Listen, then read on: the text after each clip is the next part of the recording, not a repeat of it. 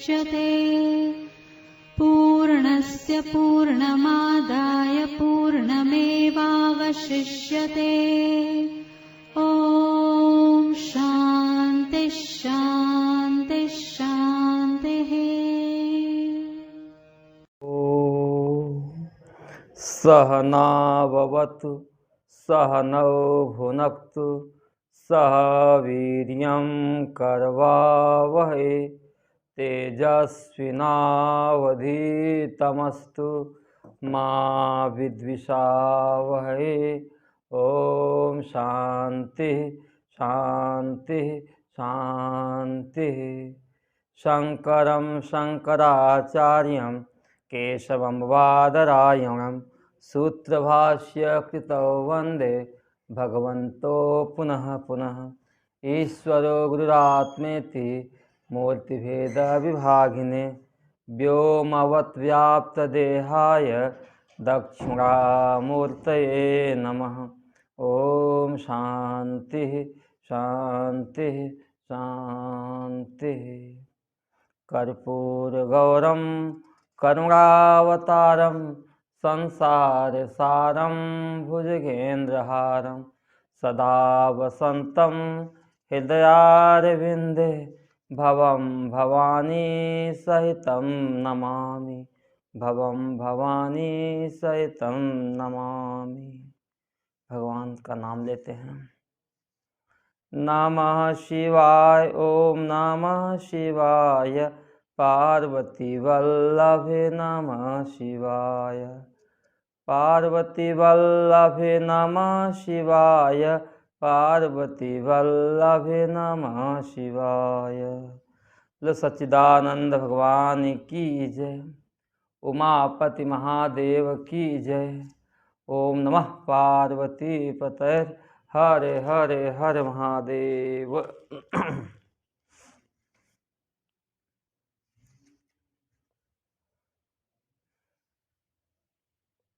स्वामी श्री प्रेमपुरी अध्यात्म भवन के इस पवित्र मंच से हम लोग श्री दया जी के सौजन्य से सायंकालीन सत्र में भगवान शंकराचार्य द्वारा विरचित शिवानंद लहरी नामक ग्रंथ पर विचार कर रहे हैं। विचार के इस क्रम में कल तक 11वें श्लोक तक का विचार हम लोग कर लिए थे। 12वें का भी थोड़ा सा देखे थे, विचार किए थे। आज 12वें श्लोक से आगे विचार करेंगे। कल तक हमने विचार किया कि मेरी एक एक इंद्रियां प्रभु के में ही लग जाएं, लेकिन हमारी बुद्धि प्रभु में नहीं लगती है, क्योंकि हम भ्रांत बस, अज्ञान बस, नासमझी बस कुछ का कुछ समझ लगते हैं। जैसे सीपी में चांदी का भ्रम हो जाता है, कांच में मणि का भ्रम हो जाता है, आटा मिला हुआ जो जल होवे उस जल में दूध का भ्रम हो जाता है, मृग तृष्णा में जल का भ्रम हो जाता है। उसी प्रकार से हे देव, भ्रांति से व्यक्ति उस परमात्मा को छोड़ करके अन्य वस्तुओं का भजन करना शुरू कर देता है, अन्य वस्तुओं का सेवन करना शुरू कर देता है। इसी का नाम है जड़ता। जड़ बुद्धि वाला व्यक्ति ऐसा करता है। आपको महत्व न दे करके संसार के विषयों को, भोगों को, पदार्थों को, व्यक्तियों को महत्व देता है।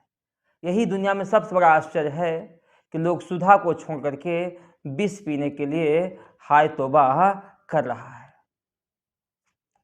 भगवान का सेवन भी, भगवान के सेवन के लिए भी कुछ वाह सामग्री की आवश्यकता नहीं है।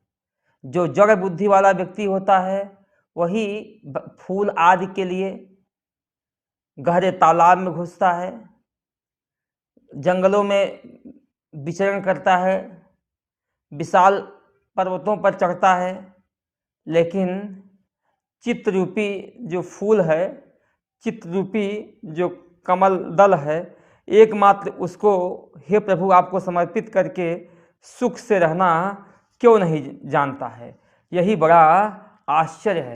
हृदय कमल को ही आपको समर्पित करके वह सुखपूर्वक रह सकता है। लेकिन जो सहज से सहज साधना है, जो सहज से सहज समर्पण है, उस समर्पण को तो वह करता नहीं, अब बाहर के तमाम विषयों में, भोगों में, पदार्थों में वह भटकता रहता है। भजन के लिए शरीर का कोई महत्व नहीं है। हम ब्राह्मण कुल में ही जन्म लेवें, शुद्ध कुल वाला भजन नहीं कर सकता है, अथवा हम मनुष्य योनि में ही जन्म लेवें, पशु पक्षी योनियों में भजन नहीं हो सकता है। पशु पक्षी योनियों में भजन हुआ है। काकभुसुंडी जी महाराज कौवे की योनि पाकर के भी भगवान राम में तल्लीन रहे। जटायु गीध जैसे निकृष्ट योनि को पाकर के भी भगवान का चिंतन करता रहा। तो इसलिए कहते हैं नर रूप हो अथवा देव रूप हो, वन पहाड़ों पर रहने वाला कोई पशु रूप हो, यहाँ निकृष्ट से निकृष्ट मच्छर भी यदि है, अथवा पालतू कोई पशु रूप होवे, अथवा कीट भी क्यों न होवे, पक्षी भी के रूप में जन्म क्यों न लेवे, हे प्रभु यदि उसका चित्त आपके चरण कमलों में आसक्त है, जहाँ से उसको परमानंद की प्राप्ति होती है, तो किम तेन बपुसा, उनके इस शरीरों से क्या मतलब है। अष्टावक्र महाराज तो 8 जगह से टेढ़े मरे थे, कुरूप थे, लेकिन अष्टावक्र जैसा दूसरा ज्ञानी हुआ नहीं, इसलिए कुब्जा कुरूप थी। सबरी बहुत ऊंचे कुल में नहीं थी, सबर जात में आदिवासी कुल में पैदा हुई थी, लेकिन ये सब भी जब भगवान की प्राप्ति किए हैं तो हे प्रभु मन को आप में जोड़ना ही प्रधान है। मनुष्य योनि बन करके चले गए तो कोई ब्रह्मचारी है अथवा गृहस्थी है, वानप्रस्थी है अथवा सन्यासी है, कोई किसी भी आश्रम में क्यों न होवे, आश्रम से कोई तात्पर्य है ही नहीं। जो व्यक्ति जिस भी आश्रम में है, यदि वहीं से उसका हृदय कमल हे पशुपति आपके अधीन हो गया है, हे प्रभु आप उसके ही हो जाते हो। आप यह नहीं देखते हो, आप पक्षपात नहीं करते हो कि यह सन्यासी है, यह गृहस्थी है, अथवा यह वानप्रस्थी है, अथवा यह ब्रह्मचारी है। हे प्रभु उसके उसी आश्रम से ही आप उसके भाव भार को दूर कर देते हो, योगक्षेम का पालन आप स्वयं करना शुरू कर देते हो। गुहायाम गेहे वा बहिरपि वने वा दृशिखरे, जले वा वह्नो वा वसतु वसते किं वदे फलम, सदा यस्यैवान्तः करणमपि शंभो तव पदे, स्थितं चेद्योगो सच परम योगी सच सुखी। गुहायाम व्यक्ति किसी कंदरा में निवास कर लेवे, घर में रहे अथवा जंगल में जाकर के किसी कंदरा में निवास कर लेवे। गेहे वा अथवा व्यक्ति अपने घर में ही बैठा रहे, अथवा घर से बाहर बने अपि किसी वन में होवे, अथवा आद्र शिखरे अथवा किसी पर्वत की चोटी पर निवास करें। जले वा किसी जलाशय में सौभर ऋषि आदि की तरह घुस करके तपस्या करे। वन्हों वा अथवा अग्नि में बैठ करके भी रहे। वन्हों वा बसतु अग्नि में रहे। वद बोलो वसते किम फलम, वहाँ रहने का क्या महत्व है। वहाँ उस जगह पर रहना कोई महत्वपूर्ण नहीं है। कोई व्यक्ति कहाँ रहता है ये उसके लिए महत्व नहीं है, बल्कि सदा यस एव अंतःकरणम, हमेशा जिस किसी का भी अंतःकरण संभव तो पदे, हे संभव आपके चरण कमलों में लगा हुआ है। जिस किसी भी का भी अंतःकरण आपके चरण कमलों में लगा हुआ है, तो पदे स्थितम, आपके चरण कमलों में स्थित है। चेत यदि स्थित है तो योगो असो, सबसे बड़ा योग यही है। तन को जोड़ना नहीं, मन को जोड़ना बहुत महत्वपूर्ण है। यदि मन से एक मिले हुए हो न तो तन का मिलना बहुत महत्वपूर्ण नहीं है। इसलिए प्रेम में तो कहा गया है, प्रेम में 3 प्रकार के हैं। रहीमन प्रीत न कीजिए जस खीरा ने कीन, ऊपर से तो एक रहे भीतर फांके 3। वास्तव में ऐसा प्रेम नहीं करना चाहिए कि ऊपर से तो हम एक हैं लेकिन हमारे भीतर दिलों में दरारें हैं, दिलों में एक दूरियां हैं। ऐसा प्रेम हमें करना नहीं चाहिए। तो प्रेम कैसा करना चाहिए? तो रहीमन प्रीति सराहिए, मिले हो तरंग दून, ज्यों जरदी हरदी तजे तजे सफेदी चून। कहते हैं, हे रहीम दादी कहते हैं कि हमें उस प्रेम की सराहना करना चाहिए। रहीमन प्रीत सराहिए, उस प्रेम की हमें सराहना करनी चाहिए।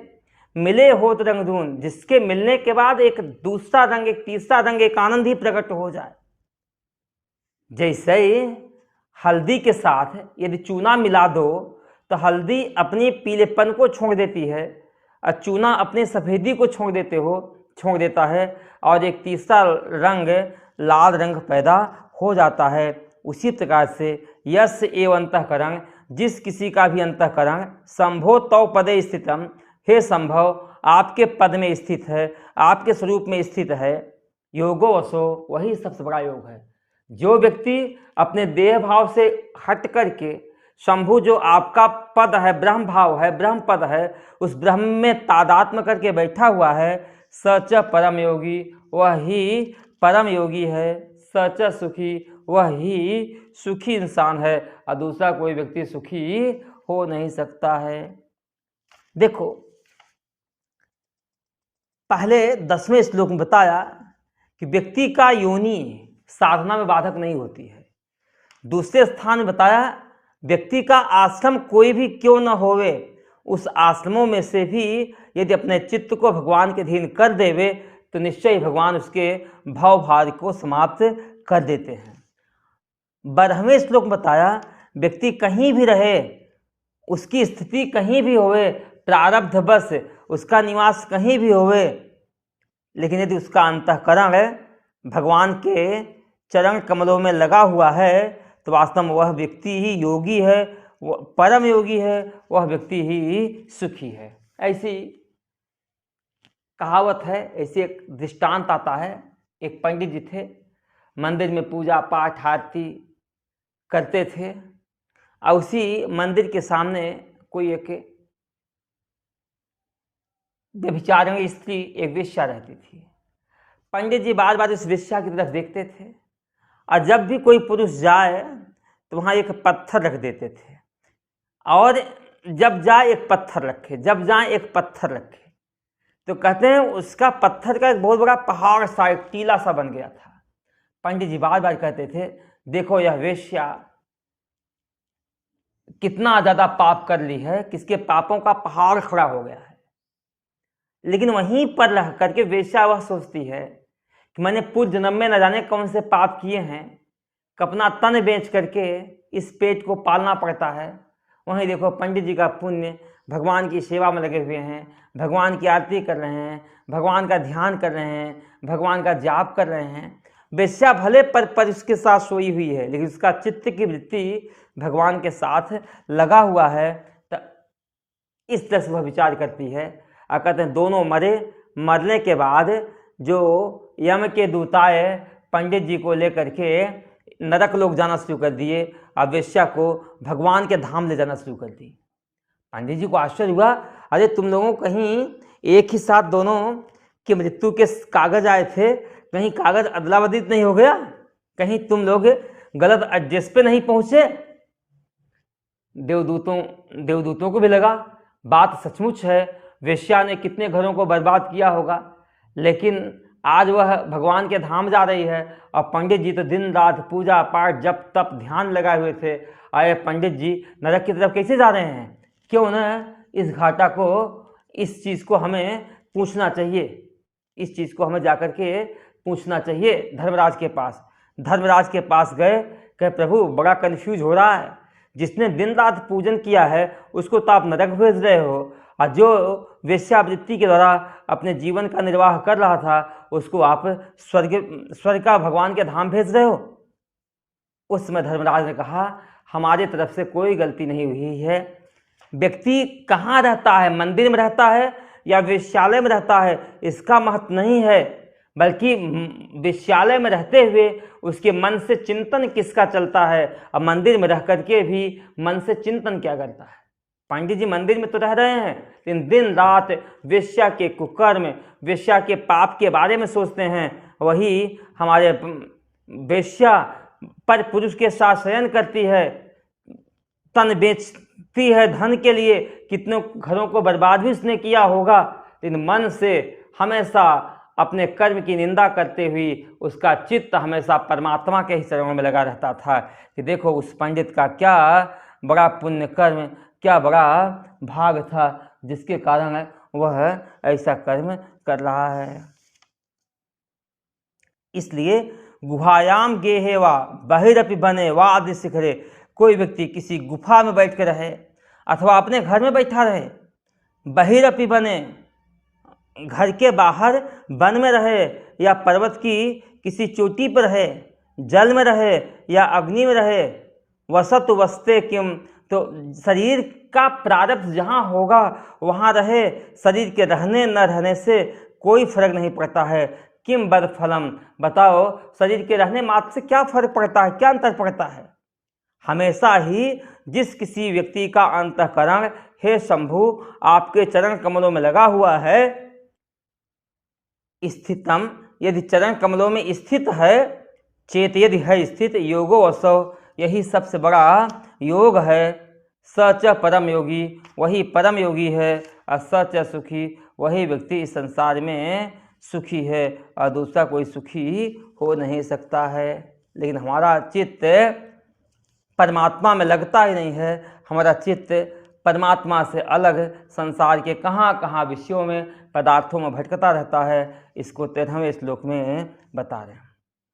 असारे संसारे निज भजन दूरे जड़ धिया, भ्रमंतम मामंधम परम कृपया पातुमुचितम, मदन्यः को दीनस् तव कृपण रक्षाति निपुणः, त्वदन्यः को वा मे त्रिजगति शरण्यः पशुपते। असारे संसारे, इस संसारे असारे, इस असार संसार में, वास्तव में देखा जाए इस संसार में सार नाम की कोई चीज है ही नहीं। शिव महिम स्तोत्र की व्याख्या में किसी संत का वचन है, बताया, मेरे द्वारा ही बताया गया, असारे खलु संसारे सार में तत्चतुष्टयम्, इस असार संसार में निश्चय ही 4 चीजें ही काम की हैं और बाकी सारी चीजें निरर्थक हैं, बेकार की हैं। उन 4 चीजों में पहली कौन सी चीज है? तो गांगवारी, गंगा जल का सेवन करना, काश्याम वास, काशी में संतों के बीच में निवास करना, और साधु संग, साधुओं का साथ करना, और शिवार्चनम, भगवान शिव की अर्चना करना। उसी भाव से लेकर के यहाँ कहा गया है असारे संसारे, यह संसार जो है असार है, सार नाम की चीज यहाँ कोई है ही नहीं। क्यों? इस असार संसार में भी निज भजन दूरे, निज माने जो आपका अपना है। आपका अपना कौन है? आपका अपना स्वरूप ही आपका अपना है, परमेश्वर ही आपके अपने हैं।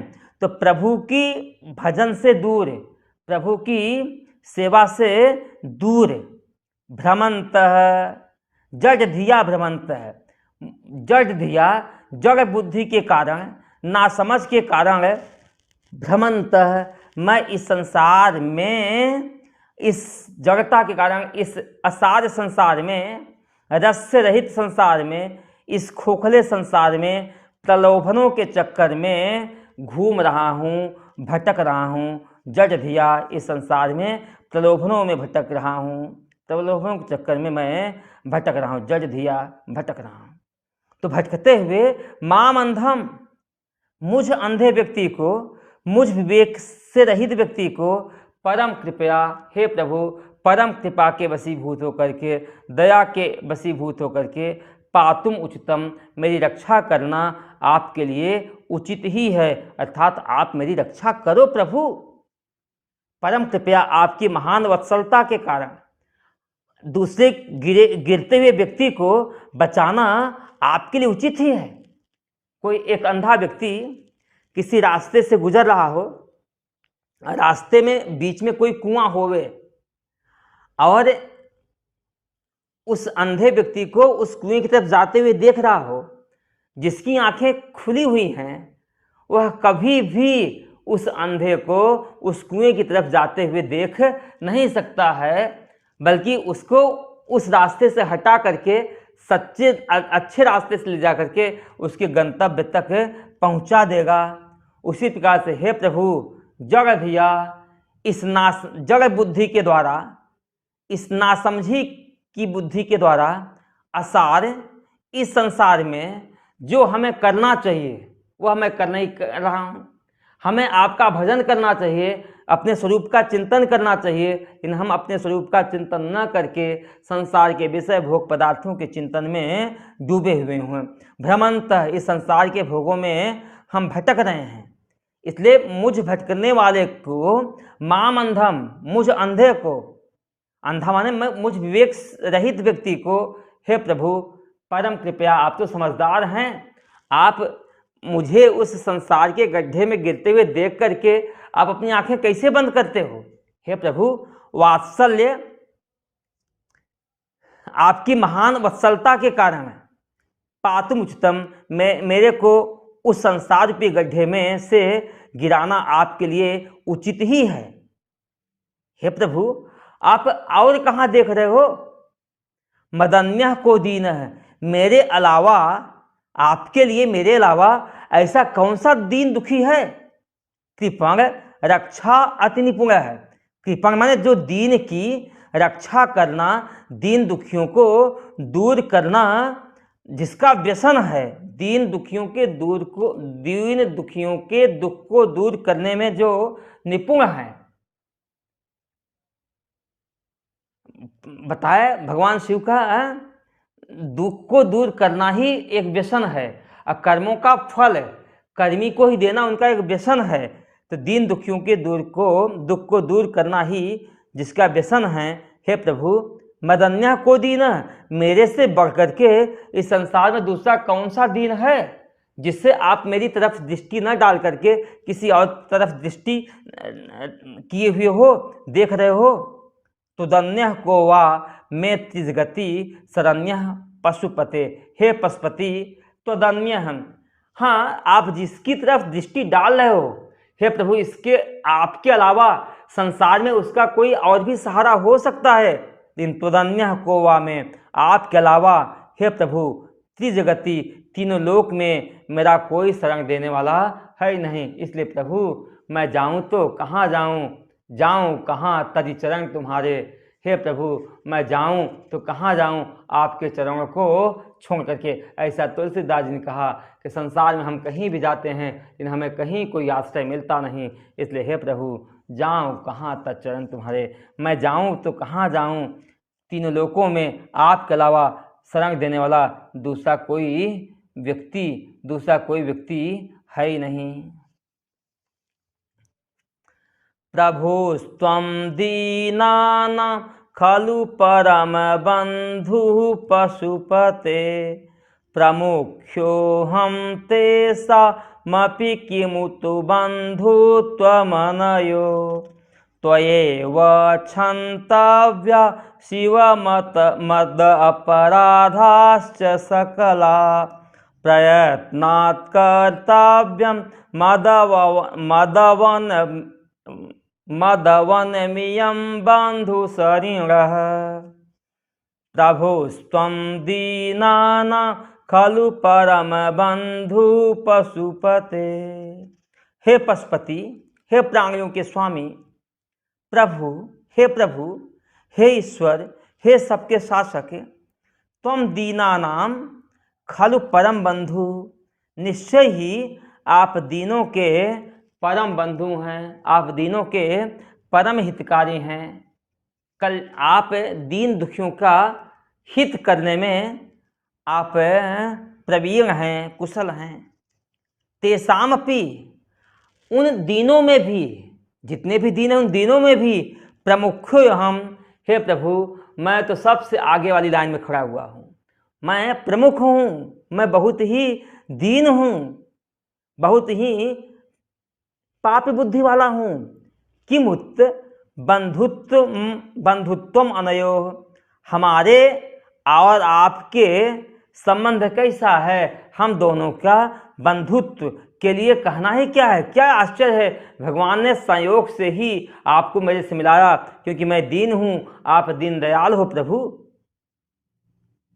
दीनों के आप परम बंधु हो, मैं दीनों में श्रेष्ठ हूं, तो प्रभु हमारा आपका संबंध तो बहुत बड़ा है। देखो दान देने वाला होवे ना, तो दान देने वाले को दान लेने वाला भी चाहिए, नहीं तो सब लोग दान देने वाला ही हो जाएं, धनी हो जाएं, कोई गरीब ना होवे, तो बताइए वह देगा भी तो किसको देगा। यदि भोजन खिलाने की कीमत है ना, तो भूखे की भी कीमत है।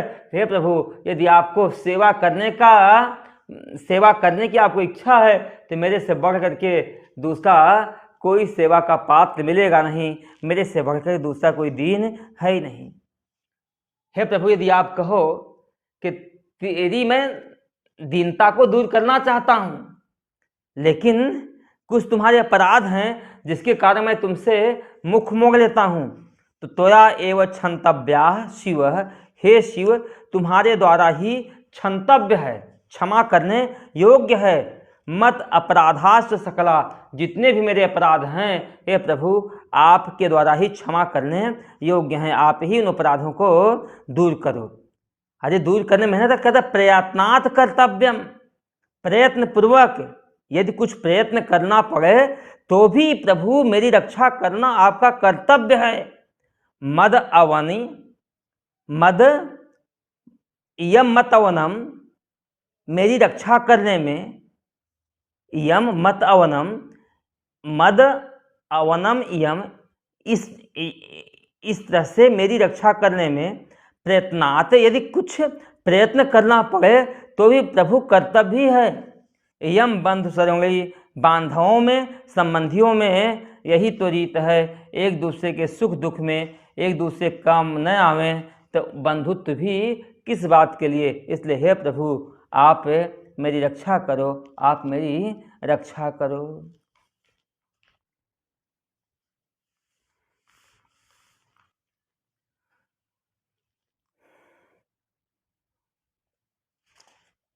यहाँ प्रभु के प्रति अपनी दीनता को व्यक्त करते हुए पशुपति से वह प्रार्थना करता है कि हे प्रभु आप दीनदयाल हो, हम दीन हैं और दीनों में भी हम श्रेष्ठ हैं, इसलिए हमारा आपकी जोड़ी बहुत जमेगी, बहुत अच्छी रहेगी।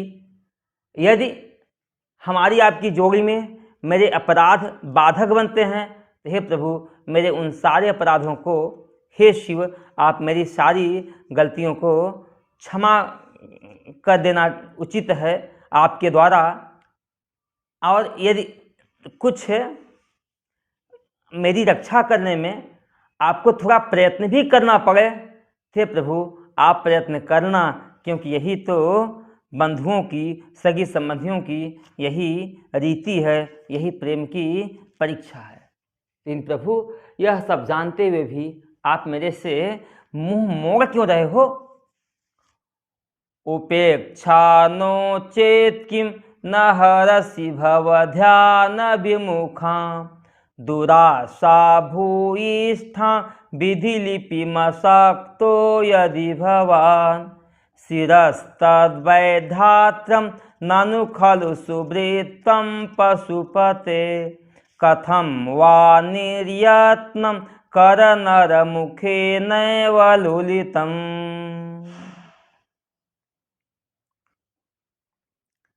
कहता भवत ध्यान विमुखा, हे प्रभु आपके ध्यान से मैं विमुख हूं, दिन रात मैं संसार के पदार्थों का ही ध्यान कर रहा हूं, धन का, पद का, परिवार का, भोग का, शरीर का ही चिंतन करता हूँ। जिसका ध्यान करना चाहिए उधर हमारी चित्त की वृत्ति जाती नहीं है। तब भवत ध्यान विमुखा, हे प्रभु आपके ध्यान से मैं विमुख हूँ। आपका ध्यान हमें करना चाहिए लेकिन मैं आपका ध्यान कर नहीं पा रहा हूँ, संसार का ध्यान कर रहा है। क्यों ध्यान कर रहे हो? दुराशा भूयिष्ठा, दुराशा माने अत्यंत दुह आशा, माने ऐसी आसना, बुरी बुरी वासनाएं, बुरी बुरी इच्छाएं, बुरी बुरी कामनाओं से भूयिष्ठ माने ग्रसित हूँ, बहुत ज़्यादा है। भूयिष्ठ माने बहुत ढेर मात्रा में, अधिक मात्रा में बुरी बुरी कामनाओं से मैं ग्रसित हूँ। हे प्रभु इतना ग्रसित होने के बावजूद भी उपेक्षा नोचेत किम न हरसी, उनको तुम हर नहीं रहे हो, उनको तुम किम न हरसी, आप उसको मिटाते क्यों नहीं हो? किम न हरसी, उन कमियों को। अरे भाई हे परमेश्वर, आप चाहो तो हमारी चित्त की वृत्ति को संसार से हटा करके अपने स्वरूप की तरफ लगा सकते हो।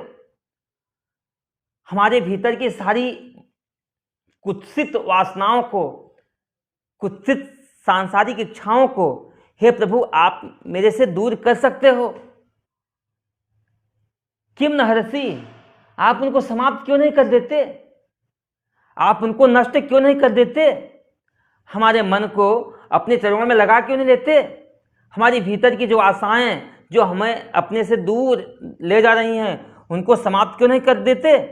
लेकिन प्रभु आप कर नहीं रहे हैं। उपेक्षा नोचेत, क्या यह हमारी उपेक्षा नहीं है? क्या आपने क्या हमारी तरफ से मुख मोड़ लिया है? यह उपेक्षा नहीं है क्या? हे प्रभु यदि कहो विधि लिपिम, ब्रह्मा जी ने विधि के भाग ने जो तुम्हारे लिए निर्धारित कर दिया है वह तुम कर रहे हो। मैं कर क्या सकता हूँ? असक्तो यदि भगवान, यदि आप अपने आप को असमर्थ समझते हो कि ब्रह्मा के लिखे हुए को मैं नहीं मिटा सकता हूँ, तो हे पशुपते शिरस तद, उसी ब्रह्मा ने, तद वैधात्रम, उसी ब्रह्मा ने जिसने मेरा भाग्य खराब लिख दिया है। खराब क्या लिख दिया है? कि हमारा चित्त खराब वासनाओं से ग्रसित हो गया है। जिसका ध्यान करना चाहिए उसका ध्यान नहीं करता हूँ और संसार के विषयों का ध्यान करता हूँ।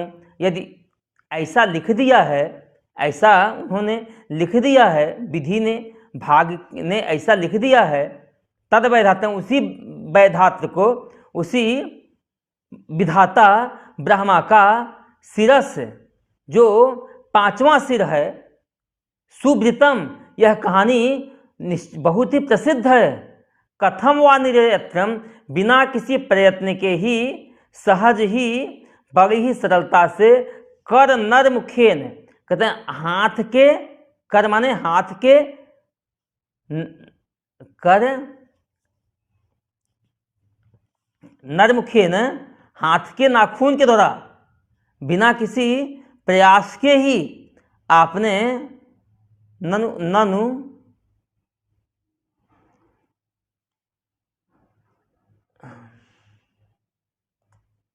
कर नख मुखेन, हाथ के नाखूनों से, नर मुख्य रूप से हाथ के मुख से, मतलब नाखून से ही, अंगूठे के नख से ही, अपने अंगूठे के नख से ही ब्रह्मा का पांचवा सिर आपने अलग क्यों कर दिया?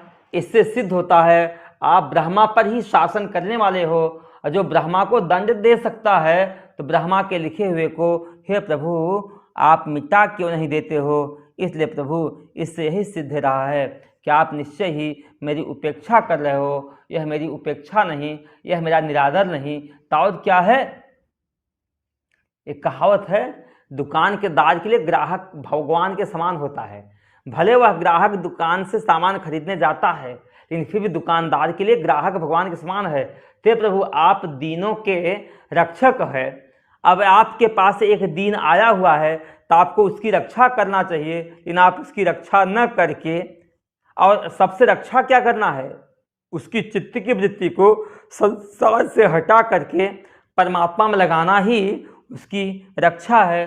भगवान के ध्यान से विमुख चित्त को भगवान की तरफ उन्मुख करना, उसके भीतर की कुत्सित वासनाओं को समाप्त करके अच्छी वासनाओं से ओतप्रोत कर देना या वासना से रहित कर देना, यही उसकी रक्षा है।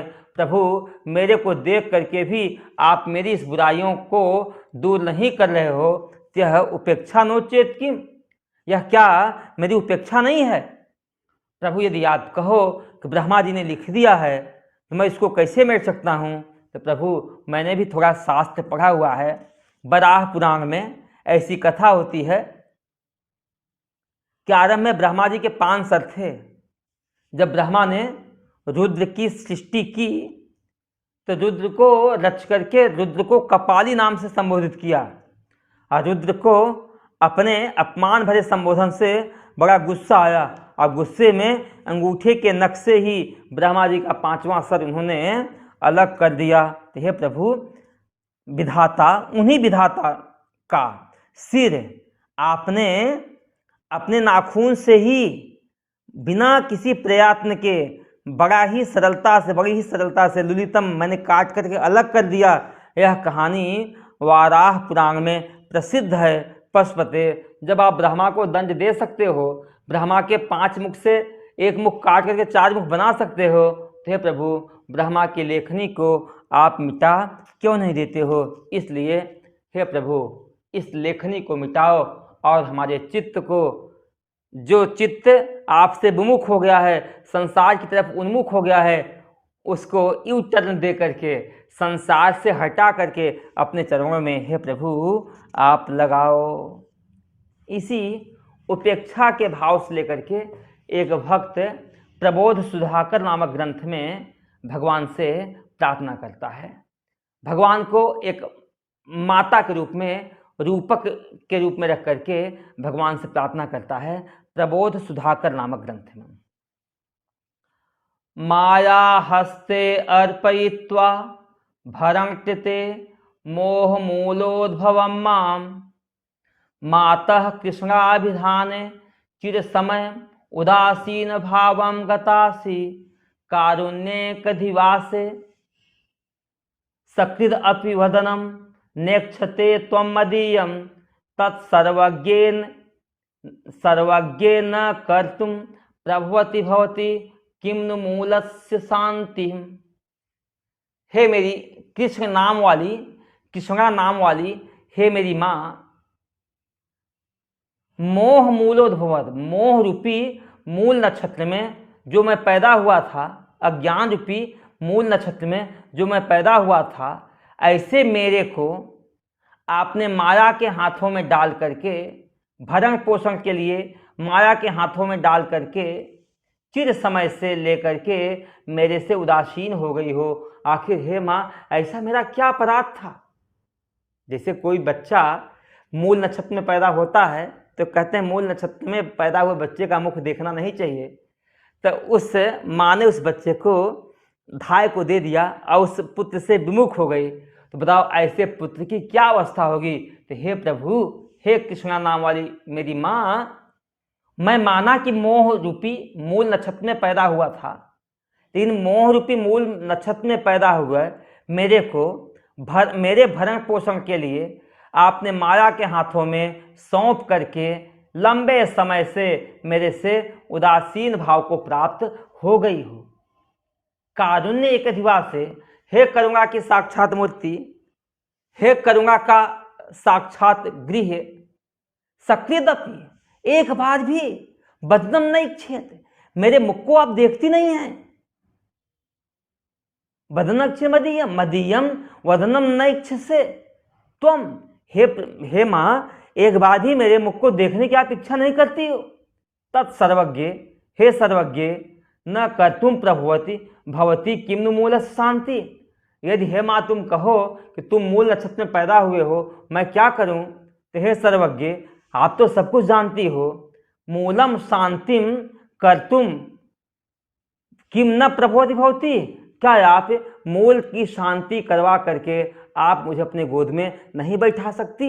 हे मैया, आप तो सर्वज्ञ हो, आप सब कुछ जानती हो। मूल की, मोह रूपी मूल की शांति करा करके मेरे को अपने साथ तादात्म्य कर लो माँ, मैं आपसे दूर रह करके कैसे जीऊँगा, कैसे रह पाऊँगा। इस तरह से भक्त भगवान से प्रार्थना करता है। यदि माँ कहे कि हम नहीं देखते तो बाप के पास चला जा, तो वह अपनी मजबूरी बताता है कि मेरे पिता भी ऐसे हैं। उदासीन स्तब्ध सततम गुण संगरहितो भवान तात्कात परमिह भवे जीवन गति अकस्मादस्माकं यदि न कुरुते स्नेहमथते तदवसस्व स्वीया अंत विमल जठरेस्मिन पुनरपि। मेरे पिता भी उदासीन हैं, निष्क्रिय हैं, गुण से रहित हैं, उनको में तो मोह है ही नहीं, संग से रहित हैं, आसक्ति किसी में है ही नहीं। हे तात, जब ऐसी माँ भी ने छोड़ दिया, अब बाप भी उदासीन हो जाए तो मेरे जीवन की दशा क्या होगी। अकस्मात अस्माकं न कुरुते, अचानक हे प्रभु यदि आप मेरे पर प्रेम नहीं करते हो तो ठीक है, कोई बात नहीं है। बस स्वी अंतः, आप हमारे स्वच्छ अंतःकरण में आप निवास करो। यहाँ तो आप अपने पास नहीं बुला सकते तो आप मेरे पास तो आ सकते हो। हे प्रभु आप मेरे हृदय में निवास करो। हे प्रभु आपके रहते रहते मेरे को इतना कष्ट क्यों। लोकाधीशे त्वयि से किमिति भव भवा वेदना स्वास्थितानां संकोचः पंकजानां किमिह समुदिते मंडले चंडरश्मे भोगः पूर्वाजितानां भवति भुइन्द्रियां कर्मणा चेदवश्यं तन्मे दृष्टै नृपुष्टै ननुदनुज नृपै ऊर्जितं निर्जितं ते। हे सारे संसार के ईश्वर, आप जैसा पिता है, आप जैसा पिता है, पिता किमित भव भवा वेदना स्वस्थिता नाम, तो आप जो सारे संसार का मालिक है, आप ईश्वर के स्वअस्तिता नाम, आपके आश्रय में रहने वाले जो जीव हैं उन जीवों को भव भवा वेदना, संसार की होने वाली जो वेदना है, जो कष्ट है, किम क्यों है। संकोचः पंकजानां किमिह समुदिते मंडले चंडरश्मे, सूर्य की तीक्ष्ण किरणें, सूर्य में जब सूर्य की तीक्ष्ण किरणें जब आकाश में उदित होती हैं तो क्या कभी कोई कमल मुरझाया रह सकता है। निश्चय ही कमल खिल जाएगा। इसी प्रकार से हे प्रभु, हे जगत के मालिक, आपके रहते रहते आपके आश्रय में रहने वाले भक्तों को इतना कष्ट क्यों, इतना वेदना क्यों। यदि कहो प्रभु भोगः पूर्व अर्जितात्मना भवति, पहले अर्जित जो कर्म थे उन कर्मों से तुझे भोग की प्राप्ति होती है, और हर जीव को अपने किए हुए कर्मों का फल अवश्य ही भोगना पड़ता है। मैं प्रभु यही कहता हूँ कि मनुष्य के शरीरों से पुष्ट हुए जो दनुज हैं उन्होंने निश्चय ही आपको जीत ही लिया था, तभी वह तो जब तक जीते हैं पापमय जीवन जीते हैं, उनको कोई कष्ट नहीं होता है, वह मौज से रहते हैं। इन आपके जो भगत हैं हमेशा दुख भरी जिंदगी जीते हैं। तो हे प्रभु क्या उनके ऊपर कोई प्रारब्ध नहीं होता क्या, उनके ऊपर आपका कोई बस नहीं चलता है क्या। इसलिए हे प्रभु यह आप तो मेरी उपेक्षा ही कर रहे हैं, नहीं तो मेरे दुख कैसे, मेरा चित्त की वृत्ति आपसे हट करके संसार में कैसे जाती। और उन आशाओं का ढेर पाले हुए मैं बैठा हुआ हूँ जिन आशाओं से दुख ही मिलता है, सुख की प्राप्ति नहीं होती है। तो हे प्रभु उन आशाओं को हमसे दूर हटाते क्यों नहीं हो। प्रभु ऐसी मेरी उपेक्षा मत करो, ऐसा भाव है। यदि प्रारब्ध में लिखा है हे प्रभु आप मेरे प्रारब्ध को मिटा करके अपने स्वरूप के चिंतन में ले जाओ। आप ब्रह्मा को भी शासित करने में समर्थ हैं, जब ब्रह्मा को भी दंड देने में समर्थ हैं तो ब्रह्मा की लेखनी को मिटाने के भी आपके भीतर सामर्थ्य है, शक्ति है। हे प्रभु आप उसको मिटाओ, आप उसको हमसे दूर करो। अब भक्त कहता है प्रभु ठीक ही है, जो दुख मिला है उस दुख में हमें कोई शिकायत नहीं है, क्योंकि जितनी मात्रा में हमारे जीवन में दुख मिलता है ना उतनी मात्रा में संसार हमसे दूर हटता है अहे परमेश्वर, आपकी नज़दीकता, आपकी कृपा हमें प्राप्त होती है। जैसे घर में 4 बच्चे हों, 4 बच्चे में एक बच्चा बड़ा दुखी हुए, बीमार हुए, कमज़ोर हुए, तो माँ उस कमज़ोर बच्चे का विशेष ध्यान देती है। उसी प्रकार से है प्रभु, आपने मुझे दीन बनाया, दुखी बनाया, गरीब बनाया, इससे उस भगवान शिव का विशेष ध्यान हमारे ऊपर है। इसलिए आपकी जय जयकार होवे, इस भाव से लेकर के यह 16वां मंत्र है। बिरंचिर दीर्घायु भवति भवता तत्पर शिरः चतुष्कं संरक्षं स खलु भुवि दैन्यं लिखितवान् विचारः को वा मा विशद कृपया पाति शिवते कटाक्ष व्यापार स्वयमपि च दीनावन पर। बिरंचिर दीर्घ आयुर्भवति। बिरंची जो विधाता हैं वह बहुत लंबी आयु जिए हैं। दीर्घायुर्भवति भवता, आपके द्वारा, तत्पर, उनके ऊपर, शिरः चतुष्कम संरक्ष, जो उनके ऊपर बचे हुए 4 शिर हैं, वह 4 शिर आपके द्वारा रक्षा करने योग्य हैं। आप उनके उन 4 शिरों की रक्षा करना, मेरे कहने से विधि को दंड मत देना। ब्रह्मा जी की जय जयकार होवे, जिन्होंने मेरा भाग्य ऐसा लिखा। उनके जो 5वां सर तो आपने काट ही लिया था, जो 4 सर बचे हुए हैं, तो भवता आपके द्वारा, तत्पर शिरः चतुष्कम संरक्षम, उनके द्वारा उनके ऊपर रखे हुए जो 4 सर हैं वह संरक्ष रहें, आप उनकी रक्षा करें। क्यों? सखल भुवि दैन्यम लिखितवान, उन ब्रह्मा ने सचमुच इस संसार में दुख ही दुख जो मेरे ऊपर लिखे हैं, ऐसे ब्रह्मा जी की आप रक्षा कीजिए, ऐसे ब्रह्मा जी दीर्घायु हुए। विचारः को वा माँ विशद कृपया पाति शिवते। विचारः को वा, अरे ब्रह्मा जी ने लिखे, विचारः को वा माम, मेरे को इसमें विचार करने की क्या आवश्यकता है? हे शिव, विशद कृपया पाति शिवते। शिव ते विशद कृपया, आपकी जो विशाल कृपा है, बड़े से बड़े दुख से भी मेरी रक्षा कर लेगी। बड़ा से बड़ा दुख भी मेरा बाल माँ का नहीं कर सकता है। भगवान शिव जब देवताओं के भी दुख को दूर करने के लिए खुद जहर का पान कर लेते हैं, काल बलि नामक दैत्य से इस जगत की रक्षा करने के लिए स्वयं गोधूली के वक्त में आज भी तांडव नृत्य करना शुरू कर देते हैं, उसको मोहित करने के लिए। तो हे प्रभु, मेरा कितना दुख है, तो उन जितना भी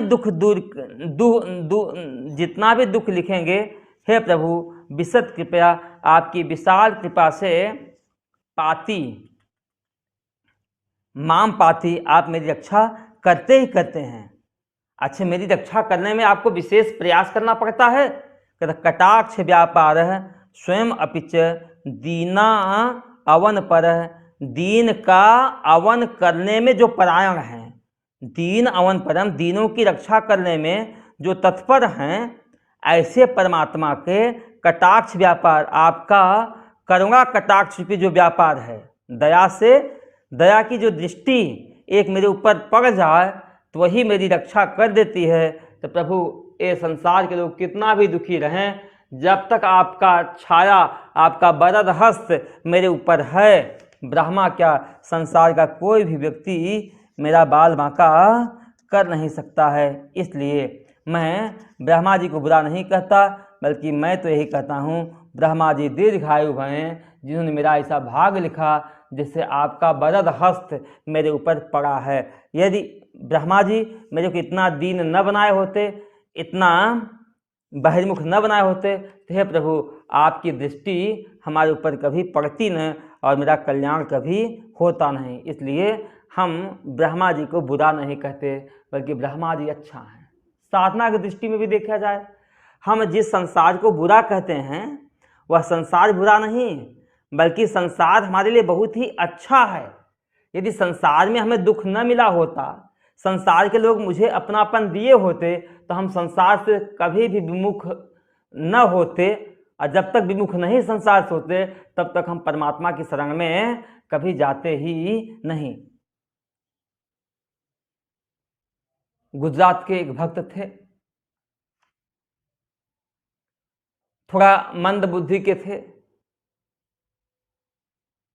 घर की भाभी ने उनको घर से बाहर निकाल दिया। अब बेचारे जाएं तो कहाँ जाएं, करें तो क्या करें, तो अपना शिव लिंग को पकड़ करके 2 दिन 2 रात तक बैठे रहे।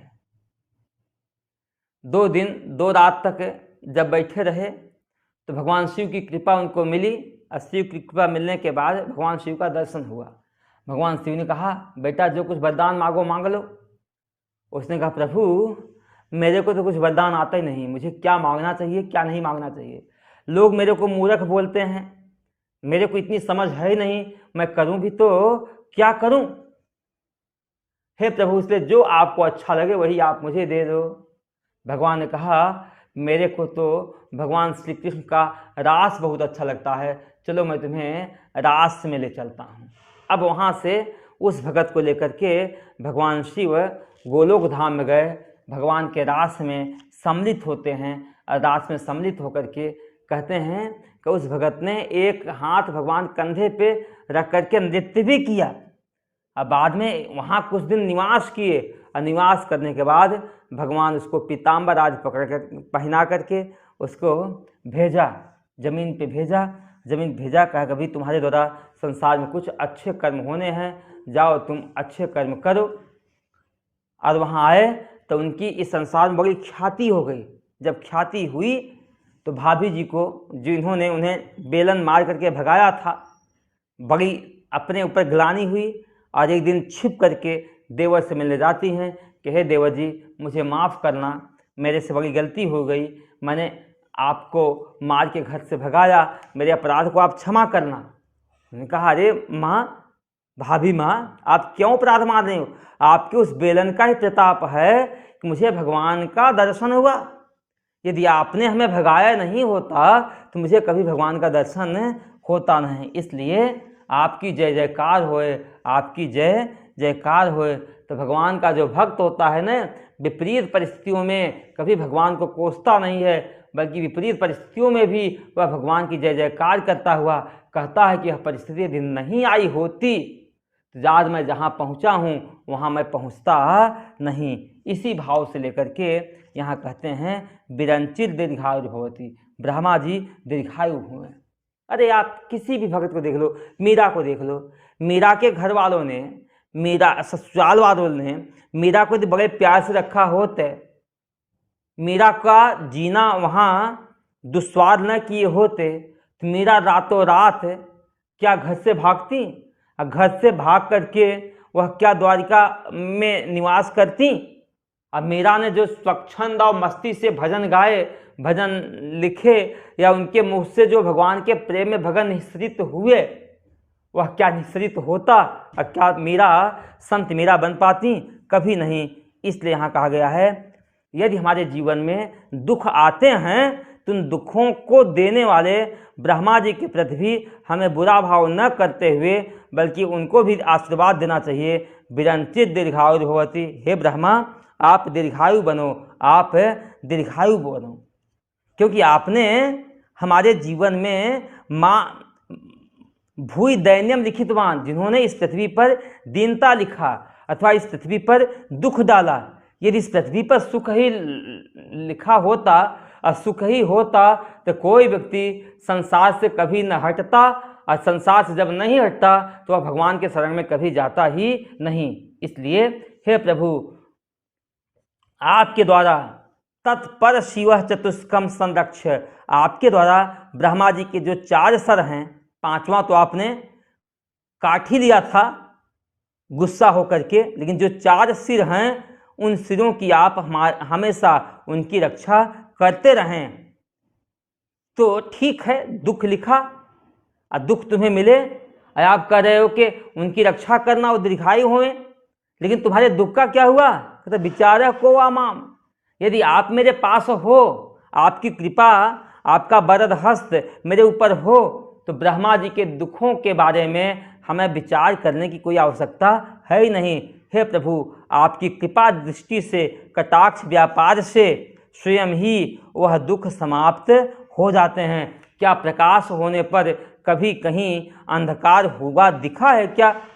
इसलिए प्रकाश होने पर कभी अंधकार नहीं होता। ऐसे ही आपकी कृपा हो जाने पर हे प्रभु कभी भी दुख की प्राप्ति होती नहीं, दुख लेस भी होता नहीं। क्योंकि जिंदगी में जितने भी दुख होते हैं वह देह में मैं भाव करके होते हैं, और जिंदगी में जब दुख समाप्त हो जाते हैं और जिंदगी में जब देह भाव समाप्त हो जाता है तो स्वाभाविक ही जीवन के दुख भी समाप्त हो जाता है। इसलिए हे प्रभु हमें उन दुखों की, संसार की किसी भी परिस्थिति से कोई शिकायत है नहीं, बल्कि वह परिस्थितियां भी हमारी साधना के लिए संसार के में मोह में डालने से बचाती हैं, संसार में मोहित होने से हमें बचा लेती हैं, और संसार से हमें हट करके आपका भजन करने में सहजता और सरलता हो जाती है।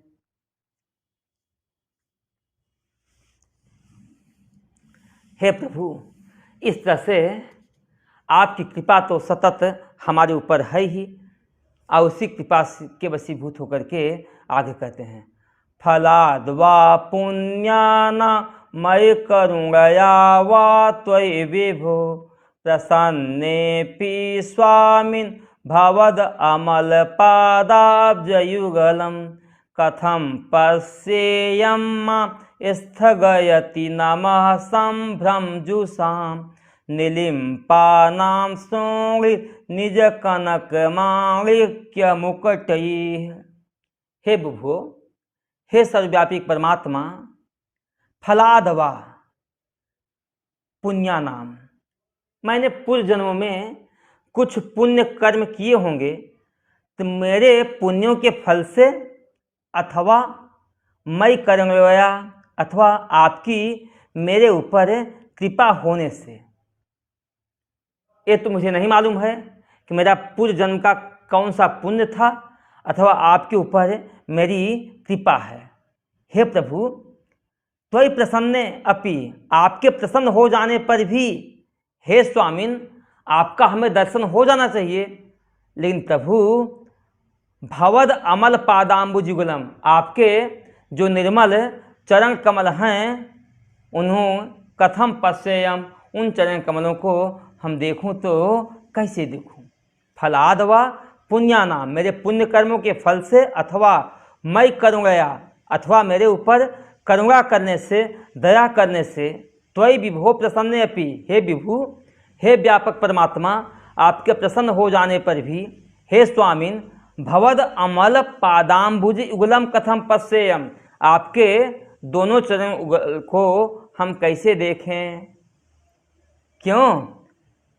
नमः सम्भ्रजुषाम, नमः माने आपकी वंदना में लगे हुए, निलिम्पा नाम माने देवताओं की जो लाइन है, जो देवता खड़े हैं आपकी नमस्कार करने में, उनके सर पर जो सोने के लाल लाल मुकुट, मणियों से मुकुट जो शोभित हो रहे हैं, माम स्थगयति, मुझे आपके दर्शन करने से रोकती हैं, मुझे आपके चरण कमलों का दर्शन करने में वह बाधा बनती हैं। यहाँ कहने का भाव है, जब व्यक्ति के जीवन में दुष्कर्म हटते हैं तो शुभ कर्म भी भगवान से मिलने में बाधा डालते हैं। इसलिए यहाँ देवता का भाव है कि भगवान के चरण कमलों में आत्म साक्षात्कार करने में जितना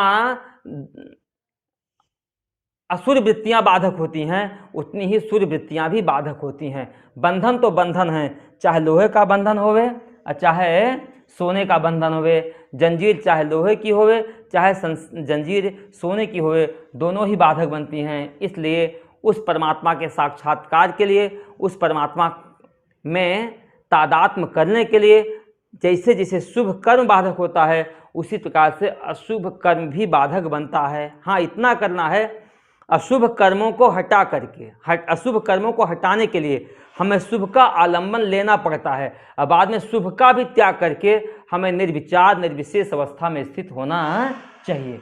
जैसे कोई व्यक्ति तंबाकू खा रहा हो, पान खा रहा हो, सिगरेट पी रहा हो, तो उस वृत्ति को हटाने के लिए हमें सौंफ, लौंग, कुछ न कुछ आश्रय लेना पड़ता है। सौंफ लौंग का आश्रय लेकर के हमने बुरी आदत को छोड़ा, लेकिन सौंफ लौंग की भी यदि आदत पड़ गई तो उसके बिना भी वह व्याकुल हो जाता है।